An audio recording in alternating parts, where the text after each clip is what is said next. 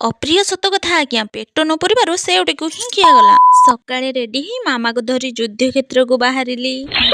रोसे घरे आलू मटर सह युद्ध करबा भी आरंभ कर देइथिली तापरे ठाकुर को गुहारी जणेबा को आसीगले कि एई युद्ध रे मते जीति देबा पई Oh my god. दीर्घ समय धरी युद्धटी को जारी रखिथिली पर शेष रे समस्ते खाइला पर जानिबा को मिलिथिला जे ठाकुर मोर गुहारी सुनिथिले बोली उपमा को मटर तरकारी पूरा एक नंबर हेतिला निज प्रशंसा निज को ही करबा को पडुची